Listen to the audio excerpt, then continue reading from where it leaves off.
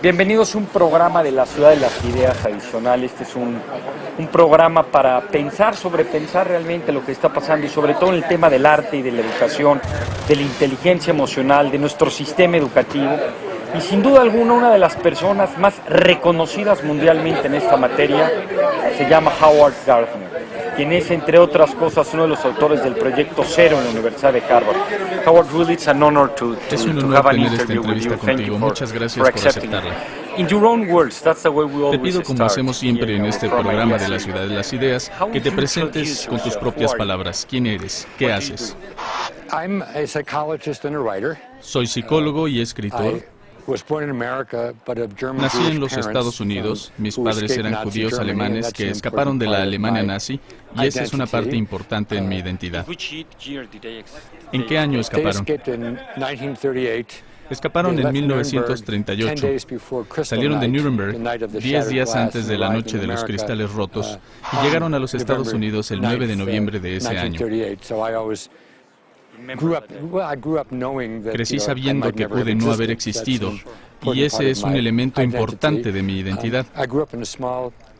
Crecí en la pequeña ciudad de Scranton, en Pensilvania, y llegué a la Universidad de Harvard en 1961 y esencialmente nunca he salido de allí.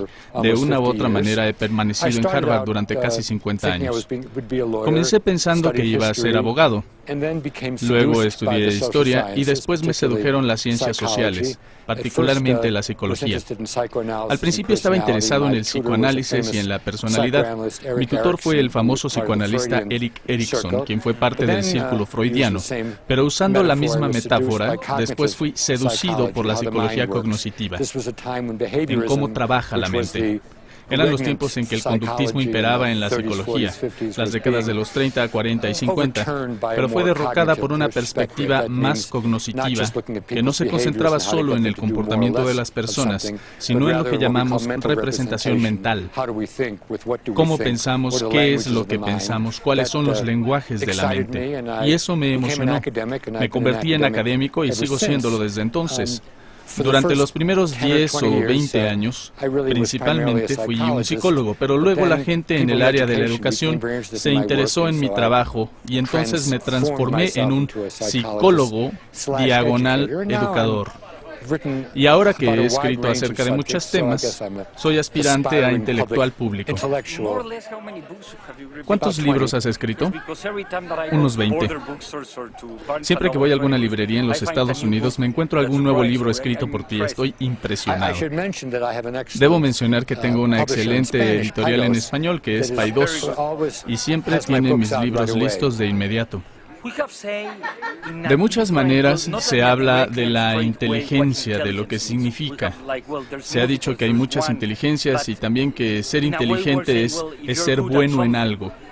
¿Podrías elaborar acerca de este tema? Hay muchas inteligencias, pero ¿cuál es la esencia de la palabra? Sí, tengo una definición. Es un potencial biopsicológico, lo que significa que es parte de nuestro cerebro y de nuestra mente, que no son lo mismo.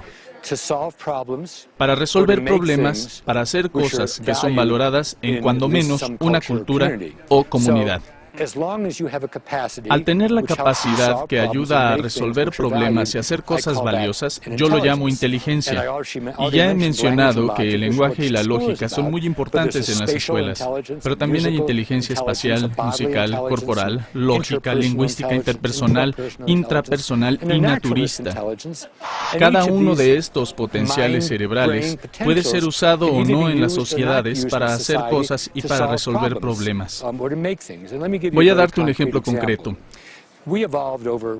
Hemos evolucionado por cientos de miles de años para poder sobrevivir en la naturaleza, para cultivar plantas, para comer ciertas cosas y no otras, comer ciertos animales y escapar de otros, y evitar comida que podría ser venenosa. A eso lo llamo inteligencia naturista, el poder discriminar entre animales y plantas, nubes, montañas, etc., qué es lo que nos conviene. Sin esto no estaríamos aquí. En la actualidad, mucha gente en cualquier país desarrollado no necesita poder distinguir entre una planta y otra. Solo van a la tienda y con suerte no comprarán nada venenoso. El El sistema nervioso humano es muy oportunista y la misma red neurológica del cerebro, que hace 50.000 años nos permitía sobrevivir en el este de África, la usamos ahora para el consumo. Así compras un suéter en lugar de otro, un coche en vez de otro. Estás usando esta competencia cerebral naturista para algo que se valora en las sociedades actuales. La inteligencia lógico-matemática no evolucionó para las computadoras, que son inventos de los últimos 70 años, pero algunas personas con un alto nivel de inteligencia lógico-matemática son valoradas en la sociedad de la computación. Si Bill Gates hubiera nacido hace 150 años, no tenemos idea si a alguien le hubiera importado quién era. Hoy es muy especial porque tiene un cerebro perfectamente adecuado a los tiempos en que el hardware y el software se volvieron importantes. De hecho, esto es similar al libro de Malcolm Gladwell, The Outliers, Los fuera de serie. ¿Lo leíste? Ese es el punto. La suerte tiene que ver en todo. También se involucran la suerte y el tiempo. El hecho de que Gladwell menciona que la gente que nació entre 1954 y 1955 y que ha sido responsable de los descubrimientos e inventos que hoy damos por sentado, no tiene nada de especial el hecho de que haya nacido en esos años. Nada sucedió en las manchas solares o algo así. Solo significa que a los 15 años podían programar computadoras durante 20 horas al día. De hecho, así fue como iniciaste esa conversación. Mi familia llegó en 1938, y de dónde vienes, eso hace la diferencia, tus circunstancias. Soy muy afortunado. Cuando se dio la situación del 11 de septiembre, cuando las Torres Gemelas cayeron y Estados Unidos perdió su inocencia, puedo decir que tuve la oportunidad de pasar mi vida de adulto en un tiempo de posibilidades en que había muy pocas barreras. Y de hecho, durante unos 15 años logré hacer investigaciones sin tener una plaza de profesor. Obtenía dinero del gobierno. La Fundación Nacional para la Ciencia se fundó a partir de la Segunda Guerra Mundial. ¿Podrías hablarnos del famoso Proyecto Cero y la relación entre el arte y la importancia del desarrollo del arte en las escuelas? ¿Podrías elaborar acerca de eso? Sí, claro. En 1967, cuando yo era muy joven, un filósofo muy conocido inició en Harvard una organización llamada Proyecto Cero. Yo fui miembro fundador junto con David Perkins. Durante 28 años lideramos el proyecto y ahora nos ascendieron y somos directores senior. El Proyecto Cero fue diseñado para estudiar la naturaleza de la cognición artística y de la educación artística. Se basó en la premisa de que los artistas, músicos, escritores, bailarines, tienen mentes y las utilizan, resuelven problemas y hacen cosas como los científicos, o como la gente de negocios o los políticos. Pero el arte en los Estados Unidos y en otros lugares a menudo fue considerado misterioso o como un entretenimiento. La gente no reconocía los aspectos serios y cognitivos que involucran las artes. El fundador, el filósofo Nelson Goodman, dijo que se había investigado mucho acerca del arte y de la educación en el arte, pero nadie había logrado organizarlo sistemáticamente. Por eso el nombre es Proyecto Cero. Lo que hacemos ahora es un tanque de pensamiento en Harvard. Está en Harvard y decimos que desarrollamos ideas en educación y la mente y las enfocamos en la dirección correcta. No dirigimos escuelas, ni museos, ni diseñamos programas de cómputo, pero tratamos de apoyar a otras personas que están interesadas en esas cosas y hemos sobrevivido durante 41 años. Mencionaste a la universidad y dicen que Harvard solo quita, nunca da. Nosotros lo hemos logrado y además ha sido un buen hogar. Tenemos 12 investigadores principales, gente que busca fondos, entre ellos mi esposa Ellen Weiner, que es psicóloga y una educadora de las artes muy importante. Creo que hoy la conociste. Ella ha sido investigadora por 35 años y hay mucha gente muy conocida en esta área. Lo que verdaderamente nos interesa es qué es lo que forma parte del pensamiento artístico, en qué se distingue y cómo se relaciona con otras cosas que la gente valora. ¿Cuáles son los valores de las artes en sí mismas? En los Estados Unidos, desafortunadamente, las artes son justificadas con relación a cosas fuera de las artes. Planteamientos como, serás mejor para presentar exámenes o serás un mejor hombre de negocios. Y eso está bien, si fuera el caso. Pero nadie se ha puesto a decir, si estudias matemáticas serás un mejor músico o si tienes éxito en los negocios vas a ser un mejor artista. Si pensamos en esto, y esto es verdad, sobre todo en países como España y México, esa es la razón por la cual las culturas son recordadas a final de cuentas, ya sean los murales de Rivera o las pinturas de Kahlo. No, y cuando visitas una ciudad, lo primero que ves es la catedral, los edificios. Y ese no es un problema para la gente que tiene dinero. Sus hijos van a escuelas donde les enseñan artes o los envían de viaje de verano a Florencia. Howard, eres una de las pocas personas que han estudiado mentes brillantes, genios. He visto algo de esto en tus libros acerca de diferentes personalidades. Son muy diferentes en distintas áreas y son muy exitosos, lo que significa que han cambiado la historia del arte y de la música. Por favor, comparte con nosotros algunas de tus conclusiones. ¿Se puede decir que así se nace? ¿Hay algún porcentaje? ¿Qué tanto tiene que ver la familia? Bueno, la respuesta es sí. Todo eso es importante. Nadie nace como genio creador. Pienso que la creatividad hay una amplísima herencia. Pero ser especialista en algo hace que se genere una gran herencia.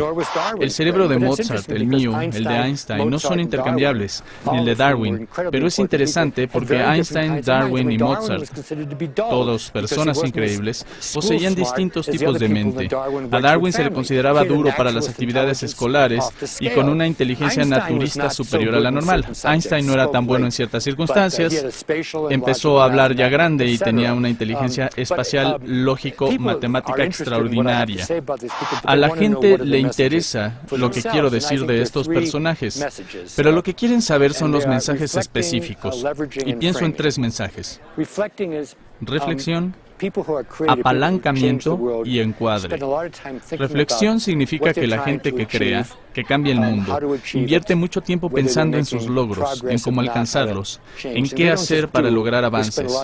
Y no es tanto lo que hacen, sino que establecen las redes para sus empresas. Apalancamiento es que conocen las áreas de fortaleza y las empujan. Y no se preocupan mucho por las áreas en las que no son fuertes porque cuentan con la ayuda de gente que los apoyará en las áreas en las que ellos son fuertes. Y la tercera, de la que más he aprendido, es el encuadre, que significa que todos fallan en algún momento. Pero si algo sale mal, no renuncias ni pateas un perro. Si te enojas, puedes superarlo y preguntas, ¿qué puedes aprender de eso? Una de mis frases favoritas la dijo Jean Monnet, el iniciador de la Comunidad Europea del Mercado Común y un gran pensador. Dijo, yo veo cada derrota como una oportunidad. Fue ambicioso y trató de aprender y estandarizar. Se dice en Internet que no deberíamos cometer errores, pero bueno, podríamos cometer errores, pero no los mismos. Cometamos nuevos errores. Y estas son las lecciones que les trato de enseñar a mis muchachos. Y les digo que nosotros no vamos a ser genios creadores, yo no soy un genio creador, sino que aprendo de modelos de rol acerca de la reflexión, el apalancamiento y el encuadre. De hecho, Churchill decía que el éxito consiste en ir de falla en falla con enorme entusiasmo. Por cierto, Churchill es un personaje interesante. Si hubiera muerto en 1940, habría sido una figura un tanto extraña en la historia, pero hubo una convergencia en el sentido de Gladwell. Un británico con un liderazgo dinámico que si se hubiera rendido, habría determinado el curso de la historia completamente diferente. We really thank you very much. Actually, I would love to invite you to la Ciudad de las Ideas. Te agradecemos enormemente. Me encantará invitarte a la Ciudad de las Ideas para hablar en el año 2010. Estar en contacto y hablar de un proyecto de educación para México. Valoro lo que haces y lo que has escrito y ha sido un honor para la Ciudad de las Ideas y para Proyecto 40 tenerte en nuestro programa.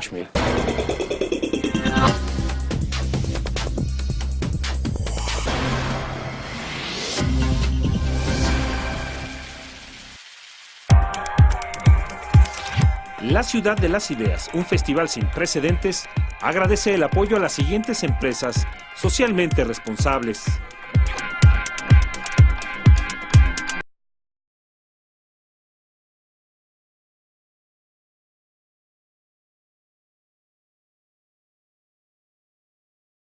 Este programa de la Ciudad de las Ideas, que te presentes con tus propias palabras. ¿Quién eres? ¿Qué haces? Soy psicólogo y escritor. Nací en los Estados Unidos, mis padres eran judíos alemanes que escaparon de la Alemania nazi y esa es una parte importante en mi identidad. ¿En qué año escaparon? Escaparon en 1938. De allí, de una u otra manera, he permanecido en Harvard durante casi 50 años. Comencé pensando que iba a ser abogado. Luego estudié historia y después me sedujeron las ciencias sociales, particularmente la psicología. Al principio estaba interesado en el psicoanálisis y en la personalidad. Mi tutor fue el famoso psicoanalista Erik Erikson, quien fue parte del círculo freudiano. Pero usando la misma metáfora, después fui... realmente lo que está pasando y sobre todo en el tema del arte y de la educación, de la inteligencia emocional, de nuestro sistema educativo.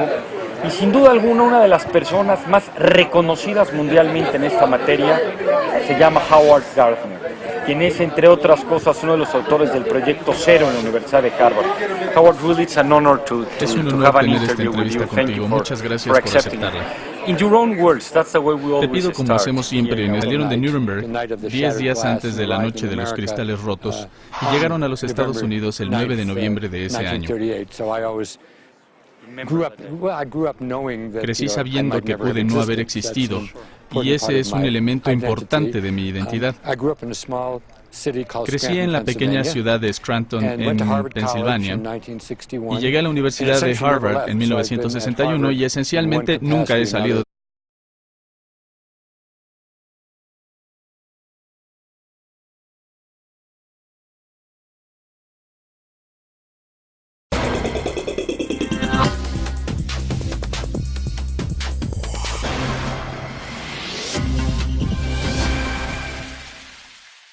Bienvenidos a un programa de la Ciudad de las Ideas Adicionales. Este es un programa para pensar sobre